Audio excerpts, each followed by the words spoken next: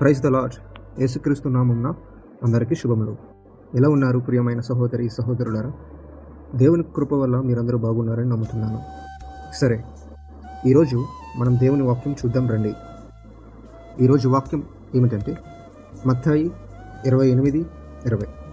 ఇదిగో నేను యుగ సమాప్తి వరకు సదాకాలము మీతో కూడా ఉన్నానని వారితో చెప్పును.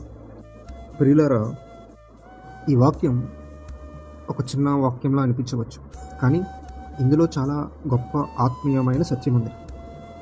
నేను మీతో ఉన్నాను, ఇదే మన బలం, ఇదే మన ధైర్యం. ప్రియులరా, మన జీవితంలో చాలాసార్లు మనం ఇలా ఫీల్ అవుతూ ఉంటాం కదా, నేను ఒంటరిగా ఉన్నాను, నన్ను ఎవరు అర్థం చేసుకోవడం లేదు, నేను ప్రాబ్లమ్స్లో ఉన్నాను, నన్ను ఎవరు చూడడం లేదు. కానీ ఈరోజు దేవుని వాక్యం నీతో ఒక గొప్ప సత్యం చెబుతుంది. అదేమిటంటే, నేను ఎప్పుడు నీతోనే ఉన్నాను.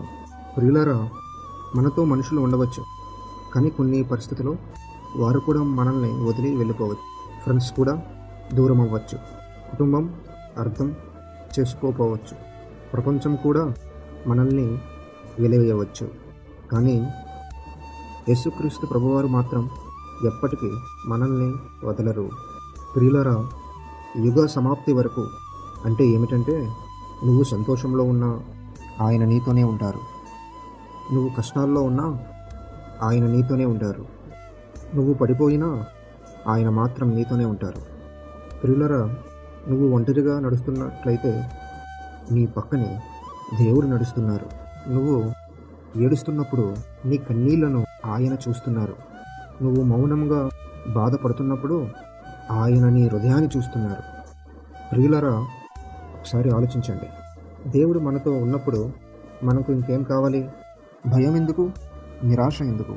ప్రియులరా, మన సమస్యలు పెద్దవిగా అనిపించవచ్చు, కానీ మనతో ఉన్న దేవుడు ఇంకా గొప్పవారు.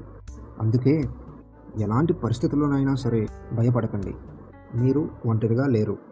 ప్రియమైన సహోదరి సహోదరులారా, ఈరోజు దేవుడు నీతో చెబుతున్నారు.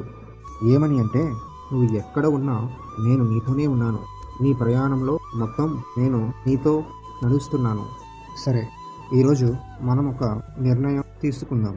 నేను ఒంటరిగా లేనని నమ్ముతున్నాను, దేవుడు నాకు తోడుగా ఉన్నాడని విశ్వసిస్తున్నాను, భయపడకుండా ముందుకు సాగుతాను.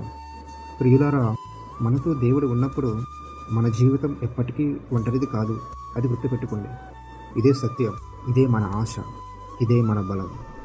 ప్రభువైన యేసుక్రీస్తు వారి కృప నీకును మీ కుటుంబాలకును నిత్యము తోడై ఉండి ఆశీర్వాదించును గాక. ఆమేన్.